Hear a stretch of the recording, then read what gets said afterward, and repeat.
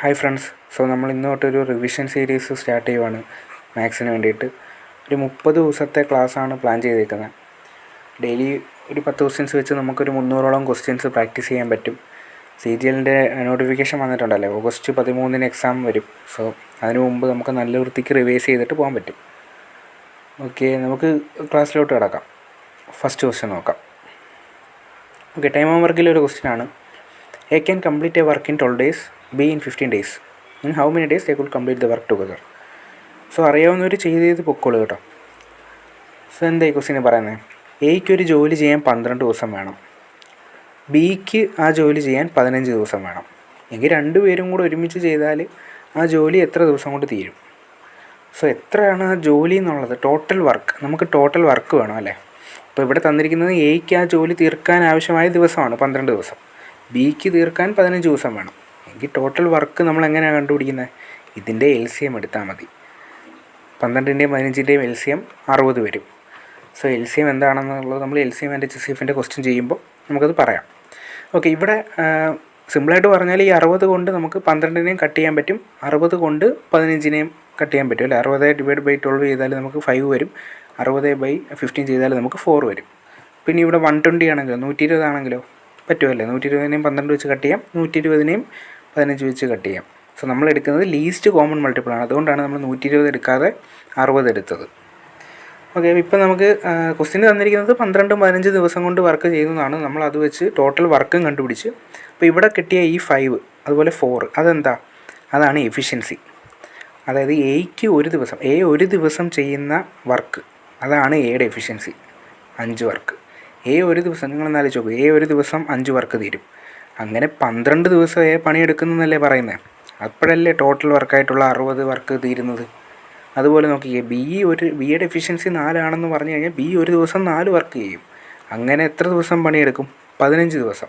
15 ദിവസം പണിയെടുക്കുമ്പോഴല്ലേ 60 work complete ആവുന്നത്. നമ്മൾ നമ്പർ ഓഫ് ഡേയ്സ് തന്നിട്ടുണ്ടായിരുന്നു, നമ്മൾ അതിൽ നിന്നും ടോട്ടൽ വർക്ക് എടുത്ത് LCM എടുത്തപ്പോൾ നമുക്ക് ടോട്ടൽ വർക്ക് കിട്ടി. അതിനെ നമ്മൾ ഡിവൈഡ് ചെയ്യുമ്പോൾ നമുക്ക് അതിൻ്റെ എഫിഷ്യൻസിയും കിട്ടും. ഇതിനർത്ഥം എന്തുവാ? ഒരു ദിവസം 5 പണിയെടുക്കുന്നു, ബി ഒരു ദിവസം 4 പണിയെടുക്കുന്നു. നമുക്ക് ചോദിച്ചിരിക്കുന്നത് in how many days they could complete the work together. രണ്ടുപേരും ഒരുമിച്ച് വരുവാണെങ്കിൽ ഈ ജോലി എത്ര ദിവസം കൊണ്ട് തീരും? രണ്ടുപേരും ഒരുമിച്ച് വരുമ്പോൾ ഒരു ദിവസം 5 വർക്ക് തീർക്കും, ബി ഒരു ദിവസം 4 വർക്ക് തീർക്കുമെങ്കിൽ രണ്ടുപേരും കൂടെ ഒരുമിച്ച് വരുമ്പോൾ എയും ബിയും കൂടെ വരുമ്പോൾ ഒരു ദിവസം 5, 4, 9 വർക്ക് തീരത്തില്ലേ? യെസ്, ഒരു ദിവസം 9 വർക്ക് തീരും.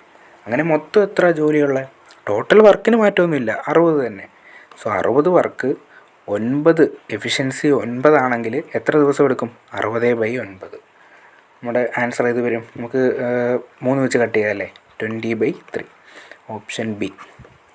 ഈ ടൈം വർക്കിൽ നമ്മൾ ഈ ടോപ്പിക്കിൽ നമ്മൾ ആദ്യം പഠിക്കുന്ന ടൈപ്പ് ക്വസ്റ്റ്യനാണിത്. വളരെ പെട്ടെന്ന് തന്നെ ചെയ്യാൻ പറ്റും. LCM ഉപയോഗിച്ച് അതിൻ്റെ ടോട്ടൽ വർക്ക് എടുക്കണം, അപ്പോൾ നമുക്കതിൻ്റെ എഫിഷ്യൻസി കിട്ടും. ഓക്കെ, നമുക്ക് അടുത്ത ക്വസ്റ്റ്യൻ നോക്കിയാലോ. സംശയമുള്ളവരൊന്നും കൂടെ കാണുക കേട്ടോ. ഓക്കെ, അടുത്ത ക്വസ്റ്റ്യൻ. യെസ്, ഇതും ടൈം വർക്കിലെ മറ്റൊരു ക്വസ്റ്റ്യനാണ്. A is twice as efficient as B and together they can finish a work in 10 days. In how many days A alone can finish the work? Okay, ഇവിടെ അവർ direct എയുടെയും ബിയുടെയും ആ efficiency തമ്മിലുള്ള ബന്ധം തന്നേക്കുമല്ലേ. അതായത് എന്തു പറയുന്നത്? A is twice as efficient as B. ഇപ്പോൾ efficiency, ബിയുടെ എഫിഷ്യൻസി, അതായത് ബി ഒരു ദിവസം ചെയ്യുന്ന എഫിഷ്യൻസി എന്തുവാണെന്ന് നമ്മൾ പറഞ്ഞു. ഒരു ദിവസം ചെയ്യുന്ന വർക്കിനെയാണ് നമ്മൾ എഫിഷ്യൻസി എന്ന് പറയുന്നത്. ഇപ്പോൾ ബിയുടെ എഫിഷ്യൻസി 5 ആയിരുന്നെങ്കിൽ എയുടെ എഫിഷ്യൻസി എത്ര ആയിരിക്കും? അതിൻ്റെ ഇരട്ടിയായിരിക്കും, 10 ആയിരിക്കും അല്ലേ. അങ്ങനെയല്ലേ പറയുന്നത്? A is twice as efficient as B എന്ന് പറഞ്ഞാൽ. ഇപ്പോൾ A is thrice as efficiency എന്ന് പറഞ്ഞാൽ എന്താ അർത്ഥം? ബി ഒരു വർക്ക് ചെയ്യുമെങ്കിൽ A 3 വർക്ക് ചെയ്യും. അതാണ് ത്രൈസ് കൊണ്ട് ഉദ്ദേശിക്കുന്നത്. ഇവിടെ തന്നിരിക്കുന്നത് ടോയ്സ് ആണ്. ഓക്കെ, അപ്പോൾ A/B. ബി ഒരു വർക്ക് ചെയ്യുവാണെങ്കിൽ A എത്ര വർക്ക് തീരുമെന്ന് പറഞ്ഞാൽ 2 വർക്ക്. അതല്ലേ A is twice as efficient as B അർത്ഥം. ഓക്കെ, അപ്പോൾ എയുടെ എഫിഷ്യൻസി 2 ആണെങ്കിൽ ബിയുടെ എഫിഷ്യൻസി 1. അപ്പോൾ രണ്ടുപേരും കൂടെ ഒരുമിച്ച് വരികയാണെങ്കിൽ ക്വസ്റ്റ്യനിൽ നോക്കിയേ, and together they can finish A work in 10 days. Together രണ്ടുപേരും കൂടെ ഒരുമിച്ച് വരുവാണെങ്കിൽ 10 ദിവസം കൊണ്ട് അവർക്ക് തീരും. നമ്മൾ നേരത്തെ ക്വസ്റ്റ്യൻ ചെയ്ത് ഓർമ്മയുണ്ടോ? രണ്ടുപേരും കൂടെ അവിടെ തിരിച്ചാണ് ചോദിച്ചത്. രണ്ടുപേരും കൂടെ വന്നപ്പം 9 വർക്കാണ് ഒരു ദിവസം തീരുന്നത്. എങ്കിൽ എത്ര ദിവസം കൊണ്ട് പണി തീർക്കുന്നു എന്ന് നമ്മൾ എങ്ങനെ കണ്ടുപിടിച്ചേ? Total work divided by combined efficiency. ഇവിടെ നമുക്ക് 10 ദിവസം കൊണ്ടാണ് ആ പണി തീരുന്നത്. 10 ദിവസം കൊണ്ട് രണ്ടുപേരും കൂടി ഒരുമിച്ച് വരുന്നു. അപ്പം കമ്പൈൻഡ് എഫിഷ്യൻസി എത്ര? 2 1 3. സോ ടോട്ടൽ വർക്ക്, ഇവിടുത്തെ ടോട്ടൽ വർക്ക് എന്ന് പറയുന്നത് 30 എങ്ങനെയാണ് ഈ 30 കിട്ടിയെന്ന് മനസ്സിലായോ? ഓക്കെ, ഇനി എന്താ ചോദിച്ചിരിക്കുന്നത്? In how many days A alone can finish the work? എങ്കിൽ ഈ വർക്ക് തീർക്കാൻ എയ്ക്ക് എത്ര ദിവസം വേണം? ഏത് വർക്ക്? Total work 30. 30 തീർക്കാൻ എയ്ക്ക് എത്ര ദിവസം വേണം എന്ന് കണ്ടുപിടിക്കണമെങ്കിൽ 30 ഡിവൈഡ് ബൈ എയുടെ എഫിഷ്യൻസി. എയുടെ എഫിഷ്യൻസി എത്ര? 2. സോ 15 ദിവസം കൊണ്ടാണ് എയ്ക്ക് ഒറ്റയ്ക്ക് ഈ വർക്ക് തീർക്കാൻ പറ്റുന്നത്. സോ ടൈം വർക്കിൽ മറ്റൊരു ക്വസ്റ്റ്യനാണിത്. ഇത് ഈസി ആയിട്ട് തന്നെ ചെയ്യാൻ പറ്റും. അടുത്ത ക്വസ്റ്റ്യൻ നോക്കിയാലോ? ഓക്കെ, HCF ആൻഡ് LCMലെ ഒരു ക്വസ്റ്റ്യനാണ്. ഓക്കെ, ഇതെങ്ങനെ ചെയ്യുന്നത്? നമുക്ക് ചോദിച്ചിരിക്കുന്നത് 3 numbers are in the ratio. 3 നമ്പറിൻ്റെ റേഷ്യോ എന്നിട്ടുണ്ട്. അതുപോലെ അവരുടെ LCM 90 പറയുന്നുണ്ട്. എങ്കിൽ HCF എത്രയാണ്? ഇത് ചെയ്യാൻ വളരെ ഈസിയാണ്. ഈ റേഷ്യോസിൽ ഈ തന്നിരിക്കുന്ന റേഷ്യോ ഒന്ന് ഗുണിക്കണം. 2 × 3 6, 6 × 5 30. സോ 30 റേഷ്യോ ആണ് ഈ തന്നിരിക്കുന്ന LCM 90. അപ്പോൾ നമുക്ക് 1 റേഷ്യോ എത്ര വരും? 3. ആ 3 HCF. സോ ഇത്രയേ ഉള്ളൂ, നമുക്ക് ഇത്രേ ചെയ്യാനുള്ളൂ. എന്തുകൊണ്ടാണ് നമ്മൾ ഇങ്ങനെ എടുത്തതെന്ന് ഞാൻ പറഞ്ഞുതരാം. സോ ഇങ്ങനെ ഒരു ക്വസ്റ്റ്യൻ കിട്ടിക്കഴിഞ്ഞാൽ ആ റേഷ്യൂസിൻ്റെ മൾട്ടിപ്പിൾ എടുക്കണം. 3 × 6 × 5 30 റേഷ്യോ ആണ് 90 വരുന്നത്. അവിടുന്ന് 1 റേഷ്യോ ആയിരിക്കും നമ്മുടെ HCF ആയിട്ട് വരുന്നത്. സോ ഇനി എന്താണ് LCM, എന്താണ് HCF എന്ന് അറിഞ്ഞുകൂടാത്ത ആരെങ്കിലും ഉണ്ടെങ്കിൽ അവർക്ക് വേണ്ടിയിട്ട് ഞാൻ ജസ്റ്റ് ഒന്ന് പറയാം. ഓക്കെ, ഞാൻ ഒരു 2 നമ്പർ എടുക്കുന്നു. ഓക്കെ, 2 3 തന്നെ ആയിക്കോട്ടെ. 2 3. ഈ 2ൻ്റെ ഫാക്ടേഴ്സ് അല്ലെങ്കിൽ 2ൻ്റെ മൾട്ടിപ്പിൾസ് എന്തൊക്കെയാണ് വരുന്നത്? 2 4 6 8 10 12 14 16 അങ്ങനെ പോകും അല്ലേ? ഇനി 3ൻ്റെ ആണെങ്കിലോ?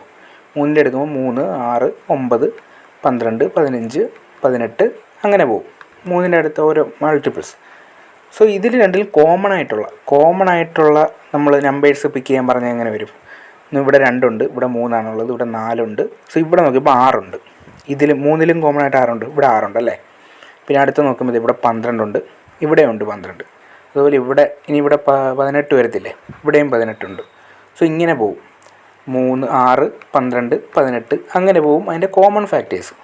സോ നമുക്ക് വേണ്ടത് എന്താ? ലീസ്റ്റ് കോമൺ മൾട്ടിപ്പിളാണ്, ലീസ്റ്റ് നമ്പറാണ്. ഇപ്പം 2ൻ്റെയും 3ൻ്റെയും LCM എത്ര വന്ന്? 6. എല്ലാവർക്കും അറിയാം 2 3ൻ്റെ LCM എത്രയാണ്?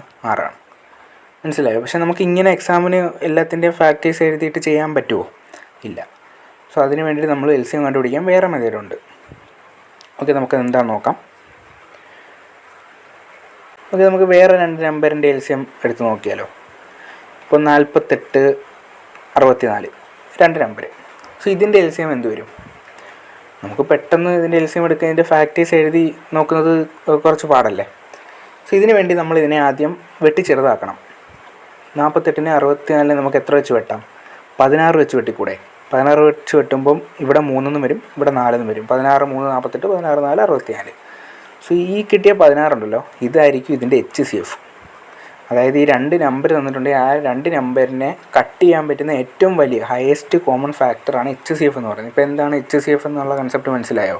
2 നമ്പർ തന്നിട്ടുണ്ട്. ഇപ്പോൾ 10 5, 10ൻ്റെ 5ൻ്റെ HCF എത്ര വരും? 5 വരും അല്ലേ? 5 കൊണ്ട് നമുക്ക് 10നെയും കട്ട് ചെയ്യാം, 5നെയും കട്ട് ചെയ്യാം.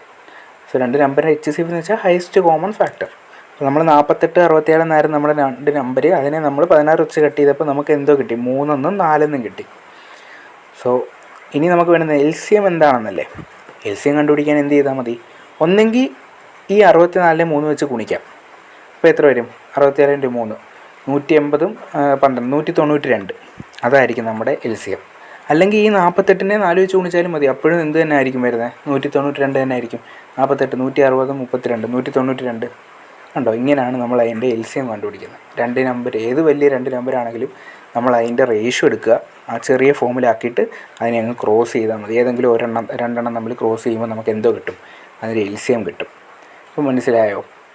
ഇനിയിപ്പോൾ ഞാൻ ഈ ക്വസ്റ്റ്യൻ തന്നെ വേറെ രീതിയിൽ പറയാം. 2 നമ്പറുണ്ട്, ആ നമ്പർ ഏതാണെന്ന് നമുക്ക് അറിഞ്ഞുകൂടാ. നമുക്ക് അതിൻ്റെ റേഷ്യൂസ് അറിയാം, സിംപ്ലസ്റ്റ് റേഷ്യോ അറിയാം. 3 4 തന്നെയാണ് റേഷ്യോ. ഇതിൻ്റെ HCF വരുന്നത് 16. സോ നമുക്ക് ഓൾറെഡി നമുക്കറിയാം, നമ്മൾ മുമ്പത്തെ ഇതിൽ കണ്ടതാണ്. 48 64 ആയിരിക്കും ആ നമ്പർ. ഓക്കെ, ഇവിടെ നമ്മളത് തന്നിട്ടില്ല, ആ റേഷ്യോ ആണ് തന്നിരിക്കുന്നത്. അതിൻ്റെ HCF തന്നിട്ടുണ്ട്. എങ്കിൽ എത്ര ആയിരിക്കും LCM? കണ്ടുപിടിക്കാൻ വളരെ എളുപ്പമാണ്. ഈ 16നെ 3 വെച്ച് ഗുണിക്കണം, എന്നിട്ട് അതിനെ 4 വെച്ച് ഗുണിക്കണം. ഇത് 3 അങ്ങ് ഗുണിച്ചാൽ മതി. 16 3 48 48 4 192. കണ്ടോ, ഇവിടെ നമുക്ക് 192 കിട്ടിയത്. ഇതാണ് LCM. സോ നമുക്ക് ഈ 3 ഞാൻ A എന്ന് വിളിക്കുന്നു, അതുപോലെ 4 ഞാൻ B എന്ന് വിളിക്കുന്നു, മനസ്സിലാക്കാൻ വേണ്ടിയിട്ട്.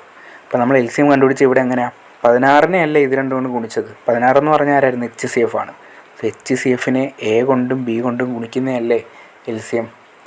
ഇത് നിങ്ങൾ പഠിച്ചിട്ടുണ്ടായിരിക്കും ഈ ഒരു ഇക്വേഷൻ. ഞാനിത് എങ്ങനെയാണ് ഈ ഇക്വേഷൻ വന്നത്, എന്തുകൊണ്ടാണ് നമ്മളിങ്ങനെ എഴുതുന്നതെന്നാണ് ഞാൻ എക്സ്പ്ലെയിൻ ചെയ്തത്. നമുക്ക് ഈ ക്വസ്റ്റ്യൻ ചെയ്യാൻ ഓൾറെഡി നമ്മൾ സൊല്യൂഷൻ കണ്ടതാണ്, വളരെ ഈസി ആയിട്ട് ചെയ്തു. ഓക്കെ, നമ്മൾ ആ LCM = HCFൻ്റെ AB അതിനകത്ത് ഇട്ടൊന്ന് ചെയ്ത് നോക്കിക്കേ. LCM ആണ് നമുക്ക് 90 എന്നറിയാം, HCF ആണ് നമുക്ക് കണ്ടുപിടിക്കേണ്ടത്. എയും ബിയും ഞാൻ ആരാണെന്നാണ് പറഞ്ഞത്? ആ റേഷ്യോ അല്ലേ. ഇവിടെ A ഉണ്ട്, B ഉണ്ട്, ഒരാളും കൂടെ ഉണ്ട്, C എന്ന് വിളിച്ചോ. അപ്പം ഇതിനെ 3 കൂടെ ഗുണിക്കണം. 6 × 5 30. HCF അറിഞ്ഞുകൂടെ, 3 കൂടെ ഗുണിക്കുമ്പോൾ 30 വരും. കണ്ടോ, ഇത് തന്നെയല്ലേ ഇത്. സോ ഇങ്ങനെയാണ് നമ്മൾ പെട്ടെന്ന് എന്തുകൊണ്ടാണ് 30:90 നിർത്തുന്നത് ഇപ്പം മനസ്സിലായോ? ഈ ഒരു കൺസെപ്റ്റ് ഉപയോഗിച്ചിട്ടാണ് നമ്മൾ ഈ ക്വസ്റ്റ്യൻ ചെയ്യുന്നത്. ഓക്കെ, എല്ലാവർക്കും മനസ്സിലായെന്ന് വിചാരിക്കും. ഞാൻ വളരെ വൃത്തിക്ക് LCM എങ്ങനെ എടുക്കണം, അല്ലെങ്കിൽ HCFൻ്റെ കൺസെപ്റ്റ് എന്താണെന്നെല്ലാം പറഞ്ഞിട്ടുണ്ട്. ഇനി നമ്മൾ ഇതുപോലെ ഒരുപാട് ക്വസ്റ്റ്യൻ ഈ ഒരു ഇക്വേഷൻ ഉപയോഗിച്ച് നമ്മൾ ഈ നമ്പർ ഓഫ് പേഴ്സ് ഒക്കെ ചോദിക്കത്തില്ലേ, നിങ്ങൾ കണ്ടിട്ടുണ്ടായിരിക്കും. ഹൗ മെനി പേഴ്സ് എന്ന് പറഞ്ഞ ക്വസ്റ്റ്യൻസൊക്കെ വരും. നമ്മളിനി കാണും, നമ്മൾ അടുത്ത ദിവസങ്ങളെല്ലാം അത് ചെയ്യും. സോ അന്നേരം നമുക്ക് ഈ ഒരു ഇക്വേഷനൊക്കെ ഉപയോഗിച്ചാൽ നമുക്ക് പെട്ടെന്ന് കിട്ടും. ഓക്കെ, നമുക്ക് അടുത്ത ക്വസ്റ്റ്യൻ നോക്കിയാലോ. ഓക്കെ, പ്രോഫിറ്റ് ആൻഡ് ലോസിലെ വളരെ ഈസി ആയിട്ടുള്ളൊരു ക്വസ്റ്റ്യൻ. ഇന്നെല്ലാം നമ്മൾ ഈസി ആയിട്ടുള്ള ക്വസ്റ്റ്യൻസ് ആണ് എടുത്തിരിക്കുന്നത്. ആ ഒരു തുടക്കം നമ്മൾ ആ ഒരു ചാപ്റ്റർ പഠിക്കുമല്ലേ, അപ്പോൾ ആ ഒരു ചാപ്റ്ററിൻ്റെ ബേസ് നമ്മൾ ആദ്യമേ നല്ല വൃത്തിക്ക് പഠിച്ചു പോകും. പിന്നെ നമ്മൾ സ്പീഡ് ചെയ്തു പോകാൻ പറ്റും. സോ ഈ ക്വസ്റ്റ്യൻ തന്നിരിക്കുന്നത് CP ഓഫ് 10 ആർട്ടിക്കിൾസ്. സോ 10 ആർട്ടിക്കിളിൻ്റെ ഇങ്ങനെ എഴുതാം, 10 ആർട്ടിക്കിൾസിൻ്റെ. സോ ഈ ചോദ്യത്തിൽ തന്നിരിക്കുന്നത് CP of 10 articles = SP of 9 article. So 10 എണ്ണത്തിൻ്റെ CP എന്ന് പറഞ്ഞാൽ എന്താണെന്നറിയാലോ, കോസ്റ്റ് പ്രൈസ് ആണ് CP. SP ആകുമ്പോഴോ സെല്ലിംഗ് പ്രൈസ് അറിയാം. അപ്പോൾ 10 എണ്ണത്തിൻ്റെ കോസ്റ്റ് പ്രൈസ് അത് ആർക്ക് തുല്യമാണെന്നാണ് പറയുന്നത്? = സെല്ലിംഗ് പ്രൈസ് ഓഫ് 9 ആർട്ടിക്കിൾ. 9 എണ്ണത്തിൻ്റെ സെല്ലിംഗ് പ്രൈസിന് തുല്യമാണെന്നല്ലേ പറയുന്നത്. നമുക്ക് വേണ്ടുന്നത് പ്രോഫിറ്റ് പെർസെൻറ്റേജ് ആണ്. ഓക്കെ, അപ്പോൾ ഇതിനെ ഇവിടെ നിന്ന് നമുക്ക് എന്തെഴുതാം? CP/SP ratio എടുത്തൂടെ? CP/SP റേഷ്യോ എടുക്കുമ്പോൾ 9/10 എന്ന് വരും. ഇതിനർത്ഥം എന്തുവാ? CP എന്ന് പറയുന്നത് 9 ആണെങ്കിൽ SP എന്ന് പറയുന്നത് 10 ആണ്. സോ നമുക്കിവിടെ ചോദിച്ചിരിക്കുന്ന പ്രോഫിറ്റ് പെർസെൻറ്റേജ് എത്ര? 9 രൂപയുടെ സാധനം 10 രൂപയ്ക്ക് കൊടുക്കുന്നു. ലാഭം എത്ര? 1 അല്ലേ. 9 രൂപയുടെ സാധനം 10 രൂപയ്ക്ക് കൊടുക്കുന്നു വെച്ചാൽ 1 ആണ് ലാഭം ഔട്ട് ഓഫ് 9. CP 9. 9ലാണ് എപ്പോഴും പ്രോഫിറ്റ് വരുന്നത്. നമ്മളെപ്പോഴും പറയുന്നത് CPയിലാണ്. പ്രോഫിറ്റ് ആയാലും ലോസ് ആയാലും നമ്മൾ എപ്പോഴും പറയുന്നത് കോസ്റ്റ് പ്രൈസിലാണ്. അതുപോലെ ഡിസ്കൗണ്ടിൻ്റെ കൺസെപ്റ്റ് വരുമ്പോൾ നമ്മൾ പറയും ഡിസ്കൗണ്ട് എപ്പോഴും പറയുന്നത് എന്തിലാണ്? മാർക്കറ്റ് പ്രൈസിലാണ്. സോ ഇതെപ്പോഴും അറിഞ്ഞിരിക്കണം. ഓക്കെ, അപ്പോൾ ഇവിടെ നമുക്ക് ചോദിച്ചിരിക്കുന്ന പ്രോഫിറ്റ് പെർസെൻറ്റേജ് ലാഭം 1 ആണ്. 9 1 1/9. 1/9 എന്ന് പറയുമ്പോൾ എത്ര ശതമാനം വരുന്നത്? 11 1/9% അല്ലേ. സോ പെർസെൻറ്റേജ് ടു ഫ്രാക്ഷൻ കൺവേർഷനൊക്കെ എല്ലാവരും പഠിച്ചിരിക്കണം കേട്ടോ. ഓക്കെ, അങ്ങനെ ഈ ചോദ്യത്തിൻ്റെ ആൻസർ നമുക്ക് കിട്ടിയല്ലോ. ഇല്ല, എന്തെങ്കിലും ഡൗട്ട് വരാനൊന്നുമില്ല. നമ്മൾ ഈസി ആയിട്ട് 10 × CP = തന്നിരിക്കുന്ന കണ്ടീഷൻ എടുത്ത് അതിൽ നിന്ന് റേഷ്യോ എഴുതി കഴിഞ്ഞാൽ നമുക്ക് അന്നേരം തന്നെ ആൻസർ കിട്ടും. ഓക്കെ, നമുക്ക് അടുത്ത ക്വസ്റ്റ്യൻ നോക്കാം. യെസ്, ഇതൊരു മിക്സഡ് ആൻഡ് എലിഗേഷനിലെ ക്വസ്റ്റ്യനാണ്. Variety of rice at 70 rupees per kilo. 1 കിലോയ്ക്ക് 70 രൂപ വില വരുന്ന ഒരു റൈസ്, നമുക്കതിനെ R1 എന്ന് വിളിക്കാം. അതിൻ്റെ CP കോസ്റ്റ് പ്രൈസ് എത്ര പറഞ്ഞിരിക്കുന്നത്? 1 കിലോയ്ക്ക് 70 രൂപ. സോ മറ്റൊരു റൈസ് ഉണ്ട്, നമുക്കതിനെ R2 എന്ന് കൊടുക്കാം. അതിൻ്റെ വില അവർ പറഞ്ഞേക്കുന്നത് 30 രൂപ എന്നാണ് പറഞ്ഞേക്കുന്നത്. 1 കിലോയ്ക്ക് 30 രൂപ. ഇതതിൻ്റെ CP ആണ്. 70 എന്ന് പറയുന്നത് 30 എന്ന് പറയുന്നത് അതിൻ്റെ CP ആണ്. സോ ഈ മിക്സഡ് ആൻഡ് എലിഗേഷനിൽ എപ്പോഴും നമ്മൾ ചെയ്യുമ്പോൾ ഇതിന് നടുക്കൊരു വാല്യൂ എഴുതണ്ടേ. അതായത് ഈ മിക്സ്ചറിൻ്റെ R1 എന്ന് പറഞ്ഞ റൈസും R2 എന്ന് പറഞ്ഞ റൈസും കൂടെ മിക്സ് ചെയ്യുന്നു എന്നാണ് ഈ ക്വസ്റ്റ്യനിലും പറയുന്നത്. സോ അങ്ങനെ വരുമ്പോൾ നടുക്ക് എഴുതേണ്ട വാല്യൂ എന്തിൽ തന്നെ ആയിരിക്കണം? CP തന്നെ ആയിരിക്കണം. ഓക്കെ, നമുക്ക് നോക്കാം. ഇവിടെ തന്നിരിക്കുന്നത് CP ആണോ നോക്കാം. അല്ലല്ല, sold the mixture at 72 per kilo. അപ്പോൾ ഇവിടെ നടുക്ക് തന്നിരിക്കുന്ന 72 എന്തല്ല, CP അല്ല, അത് അതിൻ്റെ സോൾഡ് എന്നാണ് പറഞ്ഞിരിക്കുന്നത്. അപ്പോൾ സെല്ലിംഗ് പ്രൈസ് ആണ് തന്നിരിക്കുന്നത്. കുഴപ്പമില്ല, നമുക്ക് അവിടെ നിന്ന് CP എടുക്കാമല്ലോ. കാരണം അതിന് വേണ്ടിയിട്ട് ആരെ തന്നിട്ടുണ്ട്? 72 രൂപയ്ക്ക് കൊടുക്കുമ്പോൾ 20% ലാഭം കിട്ടുന്നു എന്ന് പറയുന്നുണ്ട്. സോ 20% എന്ന് പറയുമ്പോഴേ 1/5 ആണെന്നറിയാം. 5 രൂപയുടെ സാധനം 1 രൂപ ലാഭത്തിന് എത്ര രൂപയ്ക്ക് കൊടുക്കുന്നു എന്നാണ്? 6 രൂപയ്ക്ക് കൊടുക്കുന്നു എന്നാണ്. സോ 5 രൂപയുടെ സാധനം 1 രൂപ ലാഭത്തിന് കൊടുക്കുന്നു എന്ന് പറഞ്ഞാൽ 5 രൂപയുടെ സാധനം 6 രൂപയ്ക്ക് കൊടുക്കുന്നു. 5 രൂപയാണ് CP എങ്കിൽ 6 രൂപയാണ് സെല്ലിംഗ് പ്രൈസ് എന്നാണ് അതിന് മീനിങ്. സോ അതല്ലേ ഈ ക്വസ്റ്റിന് തന്നിരിക്കുന്നത് 72. സോ 6:72 എന്ന് പറയുമ്പോൾ 1:12 വരും. 12 × 5 60. 60 രൂപയാണ് അപ്പോൾ ഈ മിക്സ്ചറിൻ്റെ കോസ്റ്റ് പ്രൈസ്. അപ്പോൾ നമുക്ക് 70 ഉണ്ട്, 30 ഉണ്ട്, 60 ഉണ്ട്. നമുക്ക് അലിഗേറ്റ് ചെയ്യാം. അലിഗേറ്റ് ചെയ്യുന്നത് എങ്ങനെയാണ്? ഇവിടെ 70 നിന്ന് 60 കുറച്ചാൽ ഇവിടെ 10 വരും. അതുപോലെ ഈ വലിയ സംഖ്യ 60 നിന്ന് 30 കുറയ്ക്കും, എത്ര വരും? 30 വരും. സോ ഇത് റേഷ്യോ ആക്കി എഴുതുമ്പോൾ 3:1. അതായത് R1 എന്ന് പറഞ്ഞ റൈസിൻ്റെ ക്വാണ്ടിറ്റി R2 എന്ന് പറഞ്ഞ റൈസിൻ്റെ ക്വാണ്ടിറ്റി എത്ര വരുന്നത്? 3:1 റേഷ്യോയിലാണ് വരുന്നത്. നമുക്ക് ചോദിച്ചിരിക്കുന്നതല്ലേ, ഫൈൻഡ് ദ റേഷ്യോ ആണ് ചോദിച്ചിരിക്കുന്നത്. ഓക്കെ, സോ എന്താണ് ഈ ക്വസ്റ്റ്യനിൽ നമ്മൾ എന്താണ് നമ്മൾ മനസ്സിലാക്കേണ്ടത്? മൂന്നും എടുക്കുന്നത് ഒരേ മെഷറിലായിരിക്കണം. ഇപ്പോൾ CP ആണ് എടുക്കുന്നതെങ്കിൽ 3 CP ആയിരിക്കണം, SP ആണ് എടുക്കുന്നതെങ്കിൽ 3 SP ആയിരിക്കണം. സോ അതാണ് ഈ ഒരു ടോപ്പിക്കിൻ്റെ ഈ ഒരു ക്വസ്റ്റ്യൻ നമ്മളത് വേണം മനസ്സിലാക്കാൻ. എങ്ങനെയാണ് CP എന്ന് നമ്മൾ പെട്ടെന്ന് SP വന്നിട്ട് അവിടുന്ന് CP എടുക്കുന്നത് എങ്ങനെയാണ്? ഇനിയിപ്പോൾ 20% ലോസ് ആണ് പറഞ്ഞതെങ്കിലോ, സപ്പോസ് ലോസ് ആണ് 20% പറഞ്ഞത്, എല്ലാവർക്കും അറിയാം. സോ ഇത് കൂടുതൽ പേർക്ക് അറിയായിരിക്കും, എങ്കിലും ആരെങ്കിലും കൺസെപ്റ്റ് എന്തെങ്കിലും ഡൗട്ടുള്ളവർക്ക് ക്ലിയർ ആവട്ടെ എന്നുള്ളത് കൊണ്ടാണ് ഇത്രയും ഡെപ്തിൽ പറയുന്നത്. സോ 20% ലോസ് ആണ് പറയുന്നതെങ്കിലോ 5 രൂപയുടെ സാധനം 4 രൂപയ്ക്ക് കൊടുക്കുന്നു എന്നാണ് അല്ലേ? 20% 1/5 തന്നെയാണ്. സോ ലോസ് എന്ന് പറയുമ്പോൾ നമ്മൾ പ്രോഫിറ്റ് 5 6 എടുത്ത പോലെ ലോസ് എങ്ങനെ എടുക്കണം? 5 4 എന്ന് എടുക്കണം. സോ 5 ആണ് CP എങ്കിൽ 4 വരും അപ്പം SP. സോ അപ്പോൾ ഇവിടെ 4 റേഷ്യോ ആണ് 72 തന്നിട്ടുണ്ടെങ്കിൽ 1:18 വരും. സോ 18 × 5 90 വരും ഇവിടുത്തെ CP. സോ ഈ ക്വസ്റ്റ്യനിൽ ലോസ് വരത്തില്ല. അതെന്തുകൊണ്ടാണ് ഇവിടെ 90 വരാത്തത്? നമ്മൾ ഈ നടുക്കെഴുതുന്ന വാല്യൂ 70-നെക്കാട്ടിലും 30-നെക്കാട്ടിലും ഇടയ്ക്ക് വരണം, 70-ൻ്റെയും 30-ൻ്റെയും ഇടയ്ക്ക് വരണം. അപ്പോൾ 90 വരത്തില്ലല്ലോ. ഈ ക്വസ്റ്റ്യനിൽ ചോദിച്ചിരിക്കുന്നത് ആരെ തന്നെ? പ്രോഫിറ്റ് തന്നെ. ഓക്കെ, അത് നോക്കണ്ട, ഞാൻ എങ്ങനെ ഇത് എടുക്കുന്നു എന്നുള്ളത് പറഞ്ഞതേ ഉള്ളൂ. കൺഫ്യൂഷൻ ആക്കണ്ട. നമ്മൾ ഇതുപോലെ വരുന്ന ഒത്തിരി ക്വസ്റ്റ്യൻസ് നമ്മൾ വഴിയേ ചെയ്യും. ഓക്കെ, നമുക്ക് അടുത്ത ക്വസ്റ്റ്യൻ നോക്കാം. യെസ്, ഇതൊരു സിമ്പിൾ ഇൻട്രസ്റ്റിൻ്റെ ഒരു ക്വസ്റ്റ്യനാണ്, ഈസി ആയിട്ട് ചെയ്യാൻ പറ്റും. A sum of money doubles itself in 10 years at simple interest. Find the rate of interest. Okay, നിങ്ങൾ ബാങ്കിൽ ഒരു രൂപ ഇട്ടെന്ന് വിചാരിക്കുക. അത് 10 വർഷത്തിന് ശേഷം എത്രയാണെന്ന് പറയുന്നത്? ഡബിളായി 2 രൂപയാവും. സോ നിങ്ങൾ ബാങ്കിൽ 10 രൂപയാണ് ഇട്ടെങ്കിൽ 10 വർഷത്തിന് ശേഷം അത് എത്ര ആവും? 20 രൂപയാവും. സോ അതിൻ്റെ ഡബിളായെന്നാണ് പറയുന്നത്. അതിൻ്റെ പ്രിൻസിപ്പിൾ എമൗണ്ട് 1 രൂപയാണ് ഇട്ടെങ്കിൽ 10 വർഷത്തിന് ശേഷം 2 രൂപയായെന്ന് പറഞ്ഞാൽ നിങ്ങൾക്ക് എത്ര ശതമാനമാണ് കൂടിയത്? 1 രൂപ 2 രൂപയായി, അല്ലെങ്കിൽ 10 രൂപ 20 രൂപയായി എന്നൊക്കെ പറയുമ്പോൾ 100% കൂടിയത്. സോ നമുക്ക് വേണ്ടുന്നത് റേറ്റ് ഓഫ് ഇൻട്രസ്റ്റ് ആണ്. ഇവിടെ കൂടിയത് എത്ര? 100%. പക്ഷേ അത് 1 വർഷം കൊണ്ടാണോ കൂടിയത്? 1 വർഷം കൊണ്ടാണ് കൂടിയതെങ്കിൽ നമ്മുടെ റേറ്റ് ഓഫ് ഇൻട്രസ്റ്റ് എത്ര ശതമാനം വന്നേനെ? 100% വന്നേനെ. പക്ഷേ നമുക്ക് കൂടിയത് 10 വർഷം കൊണ്ടാണ് 100% കൂടിയത്. ഈ 1 വർഷം കൊണ്ട് എത്ര കൂടി? 10%. ഇതാണ് നമ്മുടെ റേറ്റ് ഓഫ് ഇൻട്രസ്റ്റ്. സോ വളരെ ഈസി ആയിട്ട് നമുക്ക് ഇതൊന്നും എഴുതേണ്ട ആവശ്യം പോലും ഇല്ല. ചോദ്യം നമുക്ക് നോക്കുന്നു 1 2 100%, 100/10 10%, ഇത്രയേ ഉള്ളൂ ചെയ്യാൻ. ഓക്കെ, എല്ലാവർക്കും മനസ്സിലായെന്ന് വിചാരിക്കുന്നു. മനസ്സിലായില്ലെങ്കിൽ ഒന്നും കൂടെ ക്ലാസ് കാണാം. ഓക്കെ, അടുത്ത ക്വസ്റ്റ്യൻ നോക്കാം. ഏജിൻ്റെ ഒരു ക്വസ്റ്റ്യനാണ്. Present age of A and B in the ratio 5:4. After 10 years the ratio of their ages became 7:6. Find the percentage of A. Okay, ഈ ഏജിൻ്റെ ക്വസ്റ്റ്യനിൽ ഇപ്പം സപ്പോസ് A എന്ന് പറഞ്ഞ ഒരാളുണ്ട്, B എന്ന് പറഞ്ഞ ഒരാളുണ്ട്. ഇവർ തമ്മിൽ ഇപ്പം ഒരു 5 വയസ്സിൻ്റെ വ്യത്യാസം ഉണ്ടെന്ന് വിചാരിക്കുക. എങ്കിൽ ഒരു 10 വർഷം കഴിഞ്ഞാലും ഇവർ തമ്മിൽ എത്ര വയസ്സിൻ്റെ വ്യത്യാസം കാണും? 5 വയസ്സിൻ്റെ വ്യത്യാസം എന്നല്ലേ കാണത്തുള്ളൂ. നിങ്ങൾക്കൊരു അനിയനോ അനിയത്തിയോ ഉണ്ടെങ്കിൽ നിങ്ങൾ അവരുമായിട്ടൊരു 6 വയസ്സിൻ്റെ വ്യത്യാസം ഉണ്ടെന്ന് വിചാരിക്കുക. അതിനി എത്ര കൊല്ലം കഴിഞ്ഞാലും അല്ലെങ്കിൽ എത്ര കൊല്ലത്തിന് മുമ്പേയും ആ ഒരു വയസ്സുകൾ തമ്മിലുള്ള ഗ്യാപ്പ് സെയിം ആയിരിക്കത്തില്ലേ? അത് മാറത്തില്ലല്ലോ. സോ ആ ഒരു കൺസെപ്റ്റാണ് നമ്മൾ ഇങ്ങനെയുള്ള ചോദ്യം ചെയ്യാൻ നമ്മൾ എടുക്കുന്നത്. നമുക്ക് ചോദ്യത്തിലോട്ട് പോകാം. The percentage of A and B, എയുടെയും ബിയുടെയും പെർസെൻറ്റേജിൻ്റെ റേഷ്യോ വന്നിട്ടുണ്ട് 5-നും 4-നുമാണ് പറഞ്ഞത്. അതുപോലെ 10 വർഷത്തിന് ശേഷം അവരുടെ റേഷ്യോ എത്ര എന്ന് പറയുന്നത്? 7:6. സോ 7-നും 6-നും. സോ നമുക്ക് ഇവരുടെ ഗ്യാപ്പ് എടുക്കണം. നമുക്ക് മനസ്സിലായി ഗ്യാപ്പ് വെച്ചിട്ടാണ് ഈ ചോദ്യം ചെയ്യുന്നതെന്ന് പറഞ്ഞല്ലോ. ഗ്യാപ്പ് എടുക്കണം. ഇവിടുത്തെ ഗ്യാപ്പ് 1 റേഷ്യോ ആണ് വന്നത്. യെസ്, ഇവിടുത്തെ ഗ്യാപ്പ് എത്ര തന്നെ വന്നിരിക്കുന്നത്? 1 റേഷ്യോ തന്നെ. ഈ ക്വസ്റ്റ്യൻ അതുകൊണ്ട് വളരെ ഈസി ആയിട്ട് ചെയ്യാം. നമുക്ക് ഈ ഗ്യാപ്പ് മാത്രം നമ്മളെപ്പോഴും സെയിം ആക്കി നിർത്തണമെന്നേ ഉള്ളൂ. ഈ ചോദ്യത്തിൽ ഓൾറെഡി ഗ്യാപ്പ് 2 എടുത്ത് എത്ര തന്നെ? 1 തന്നെ. അപ്പോൾ ഈസി ആയിട്ട് ചെയ്യാൻ പറ്റും.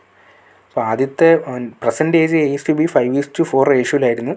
10 വർഷത്തിന് ശേഷം അവരുടെ റേഷ്യോ 7:6 ആയി. അപ്പോൾ എത്ര കൂടിയത് നോക്കി? എക്ക് എത്ര കൂടിയേക്കുന്നത്? 5 7ആയി, 2 റേഷ്യോ അല്ലേ കൂടിയേ. ഇനി ബിയുടെ കേസ് നോക്കിയാലോ, 4 റേഷ്യോ എന്നുള്ളത് 6 റേഷ്യോ ആയി. അവിടെ എത്ര തന്നെ കൂടിയിരിക്കുന്നത്, 2 റേഷ്യോ തന്നെയല്ലേ. ആ കൂടിയ 2 റേഷ്യോ ആണ് ക്വസ്റ്റ്യനിൽ പറയുന്ന 10 വർഷം. അപ്പോൾ ഒരു റേഷ്യോ എത്ര വരും, 5 വരും. നമുക്ക് ഇനി ആരെയാണ് ചോദിച്ചിരിക്കുന്നത് നമുക്ക് കണ്ടുപിടിച്ചുകൂടെ. ചോദിച്ചിരിക്കുന്നത് percentage of A. Percentage of A എന്ന് പറയുമ്പോൾ 5 റേഷ്യോ 5 × 5 25 ആണ് നമ്മുടെ ആൻസർ വരുന്നത്. ഇനി പെർസെൻറ്റേജ് ഓഫ് ബി ആണ് ചോദിച്ചിരിക്കുന്നതെങ്കിലോ 5 × 4 20 വരും. ഇനി ഇപ്പോഴത്തെ 10 വർഷത്തിന് ശേഷമുള്ള എയുടെ ഏജ് ചോദിച്ചെങ്കിൽ 7 × 5 35 വരും. ബിയുടെ ഏജ് ചോദിച്ചെങ്കിൽ 6 × 5 30 വരും. സോ ഇത്രയേ ഉള്ളൂ, വളരെ ഈസി ആയിട്ട് തന്നെ. ഇനി നമ്മൾ അടുത്ത് ചെയ്യുമ്പോൾ നമ്മൾ ഇവിടുത്തെ ഗ്യാപ്പ് ഡിഫറൻ്റ് ആയിട്ടുള്ള ക്വസ്റ്റ്യൻസ് നമ്മൾ ചെയ്യും. ഓക്കെ, അത് നമുക്ക് ചോദിക്കുന്ന ടൈപ്പ് തന്നെയാണ്. അടുത്ത ക്വസ്റ്റ്യൻ നോക്കാം. ഇത് ഒരു പ്രോഫിറ്റ് ആൻഡ് ലോസിൻ്റെ ഒരു ഈസി ആയിട്ടുള്ള ക്വസ്റ്റ്യനാണ്. Find the gain percentage given that Anupa sold the scooter at ഇത്ര രൂപ, gaining 1/6 of the selling price. Okay, so ഈ ചോദ്യം പലർക്കും ഡൗട്ട് വരാൻ സാധ്യതയുള്ളൊരു ക്വസ്റ്റ്യനാണ്. നമുക്കിത് എങ്ങനെ ചെയ്യുന്നത് നോക്കാം. ഇവിടെ പറയുന്നത് എന്താ, find the gain percentage. So gain percentage ആണ് നമുക്ക് കണ്ടുപിടിക്കേണ്ടത്. Given that Anupa sold her scooter for ഇത്ര രൂപ, gaining 1/6 of the selling price. So ഇവിടെ ഒരു ഗെയിൻ ചെയ്യുന്ന കാര്യം പറയുന്നുണ്ട്, നമുക്ക് കണ്ടുപിടിക്കേണ്ടതും ഒരു ഗെയിൻ പെർസെൻറ്റേജ് ആണ്. അത് നമുക്ക് പലർക്കും ഒരു സംശയമായിട്ട് തോന്നാം, പക്ഷേ ഒന്നുമില്ല, വളരെ ഈസിയാണ്. നമ്മളെപ്പോഴും നമുക്ക് ഗെയിൻ പെർസെൻറ്റേജ് ആയിക്കോട്ടെ അല്ലെങ്കിൽ ലോസ് പെർസെൻറ്റേജ് ആയിക്കോട്ടെ, നമ്മൾ ആദ്യത്തെ ക്വസ്റ്റിന് പറഞ്ഞില്ലേ പ്രോഫിറ്റ് പെർസെൻറ്റേജോ ലോസ് പെർസെൻറ്റേജോ ഒക്കെ നമ്മൾ നോക്കുന്നത് എവിടെ നിന്നാണ്, കോസ്റ്റ് പ്രൈസിൽ നിന്നാണ്. പക്ഷേ ഇവിടെ തന്നിരിക്കുന്നത് എന്താ, gaining 1/6 of the selling price ആണ്. അതായത് സെല്ലിംഗ് പ്രൈസ് 6 രൂപയാണെങ്കിൽ 1 രൂപയാണ് പ്രോഫിറ്റ് എന്നാണ് പറയുന്നത്. സെല്ലിംഗ് പ്രൈസ് ആണ് 6എങ്കിൽ പ്രോഫിറ്റ് ആണ് 1എങ്കിൽ കോസ്റ്റ് പ്രൈസ് അവിടെ എത്ര വരുന്നത്, 5 അല്ലേ. 1 രൂപ ലാഭം കിട്ടുന്നു, സെല്ലിംഗ് പ്രൈസ് 6എങ്കിൽ കോസ്റ്റ് പ്രൈസ് എത്ര വരും, 5 അല്ലേ വരുന്നത്. ഇനി നമുക്ക് ചോദിച്ചിരിക്കുന്നത് ഗെയിൻ പെർസെൻറ്റേജ് അതായത് 1/5. കോസ്റ്റ് പ്രൈസിലാണല്ലോ നമ്മളെപ്പോഴും ഗെയിൻ പെർസെൻറ്റേജ് പറയുന്നത്. 1/5 എത്ര വരും, 20%. സോ നമ്മൾ ഇങ്ങനെയൊന്നും ആലോചിക്കേണ്ട. നമുക്ക് ചോദിച്ചിരിക്കുന്നത് ഇപ്പോൾ 1/6 അല്ലേ ചോദിച്ചിരിക്കുന്നത്, 1/6 ഓഫ് ദി സെല്ലിംഗ് പ്രൈസ് എന്നല്ലേ ചോദിച്ചിരിക്കുന്നത്. അവിടെ പ്രോഫിറ്റ് പെർസെൻറ്റേജ് ആണെങ്കിൽ എത്ര വരും, 1/, ഈ 6ൽ നിന്ന് 1 കുറയ്ക്കണം, 5 ആയിരിക്കും. അതായത് 20% ആൻസർ വരുന്നത്. ഇപ്പോൾ വേറൊരു ചോദ്യം, ഒരു 3/8 ഓഫ് ദി സെല്ലിംഗ് പ്രൈസ് ആണെന്നാണ് തന്നിരിക്കുന്നതെങ്കിലോ എത്ര വരും അവിടെ പ്രോഫിറ്റ് പെർസെൻറ്റേജ്. സോ മുകളിൽ 3 തന്നെ, താഴെ ഈ 8ൽ നിന്ന് 3 കുറയ്ക്കണം, 5. 3/5 എത്ര, 60%. ഇങ്ങനെ അങ്ങ് ചെയ്താൽ മതി, ഈസി ആയിട്ട് അങ്ങ് ചെയ്തു പോയാൽ മതി. ഓക്കെ, ഇന്ന് ഇത്രയും ചോദ്യം മതി. നമുക്ക് നാളെ ഇനിയുള്ള ക്ലാസ്സുകളിൽ നമുക്ക് നല്ല നല്ല ക്വസ്റ്റ്യൻസ് ചെയ്യാനുണ്ട്. സോ അതെല്ലാം നമ്മൾ ചെയ്യും. ഓക്കെ, സോ എല്ലാവരും ക്ലാസ് ആദ്യം തൊട്ട് തന്നെ ഡേ 1 തൊട്ട് തന്നെ കണ്ടിന്യൂസ് ആയിട്ട് കാണാൻ ശ്രമിക്കുക. Okay, that's all. Thank you.